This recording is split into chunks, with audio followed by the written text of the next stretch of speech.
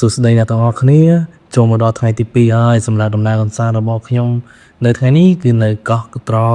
ព្រឹកនេះយើងបានយកម៉ូតូចេញពីកន្លែងស្នាក់នៅទៅដើម្បីដើរលេងនៅវត្តហូកុកដែលជាកន្លែងដំបូងរបស់យើងនៅព្រឹកនេះផ្លូវមកទីនេះក៏ស្អាតហើយបរិយាកាសអែមមកដល់ទីតាំងវត្តហើយដែលស្ថិតនៅតំបន់ភ្នំហើយនៅខាងមុខក៏មានទេសភាពសមុទ្រស្អាតពេលដើរចូលមកដល់ខាងក្នុងអារម្មណ៍ពិតជាស្ងប់ស្ងាត់ញ៉ាំមែនទែនហើយមកដល់ពេលនេះមិនឲ្យខកខានទេក៏មានការបង្ហោះដ្រូនមើលពីលើអាកាសទៅទើបឃើញច្បាស់ថាវត្តហូកុកមានទីតាំងស្អាតប៉ុណ្ណាភ្នំនៅខាងក្រោយហើយសមុទ្រនៅខាងមុខអញ្ចឹងទស្សនាវីដេអូមើលពីលើអាកាសទាំងអស់គ្នា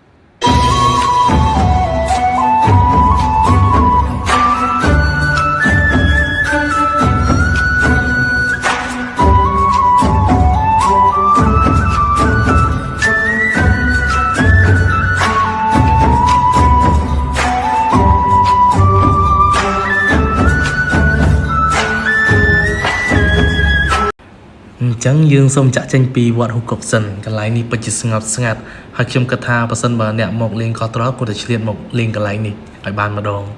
ទេសភាពស្អាតពីវត្តហូកុកយើងជិះម៉ូតូបន្តទៅកន្លែងបន្ទាប់លើកនេះយើងនឹងទៅមើលកន្លែងប្រវត្តិសាស្ត្រមួយដែលមានរឿងរ៉ាវខុសពីកន្លែងមុនទាំងស្រុងគឺគុកប្រវត្តិសាស្ត្រកោះត្រល់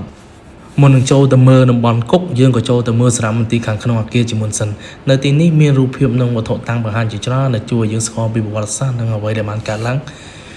នៅទីនេះក្នុងអតីតកាលបន្ទាប់មកយើងក៏ចូលមកមើលតំបន់គុកផ្ទាល់ពេលបានឃើញសំណង់និងទីតាំងនៅផ្ទាល់អារម្មណ៍គឺខុសពីការមើលរូបភាពឬអានសៀវភៅដូចនេះចឹងជារបងគុកដែលសំណាញ់ដល់ថ្នាក់4ជាន់មានឆ្កែការពារនៅទោសរត់គេច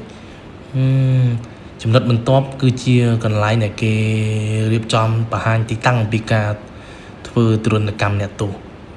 ការមើលកន្លែងបែបនេះគឺជាអារម្មណ៍យើងធ្ងន់បន្តិចព្រោះវារំលឹកឲ្យយើងឃើញពីភាពលំបាកនិងការជឿចាប់ដែលមនុស្សបានជួបប្រទះនៅក្នុងអតីតកាល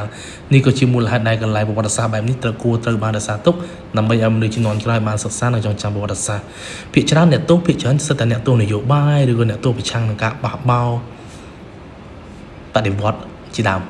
រីឯរូបភាពនៃការដាក់ទោសគឺរាងសាហាវខូខើបន្តិចតែជាទូទៅនៅក្នុងគុកវាតែងតែវាមិនដែលល្អហើយយើងមើលទៅស21ចាក់ស្ដែងរបស់យើងក៏ទរណកម្មយើងសាហាវដែរព្រោះជំនាន់ហ្នឹង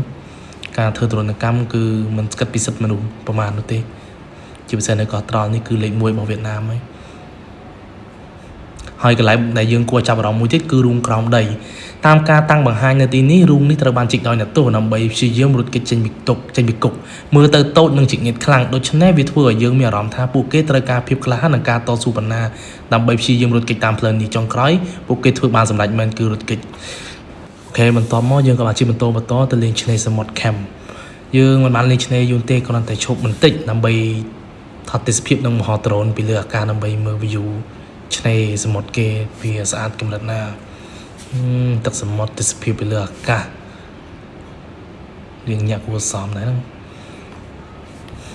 នេះគឺជាសកម្មភាពពេលព្រឹកថ្ងៃទី2របស់យើងចាំជួបគ្នាបន្តនៅសកម្មភាពពេលរសៀលថ្ងៃទី2យើង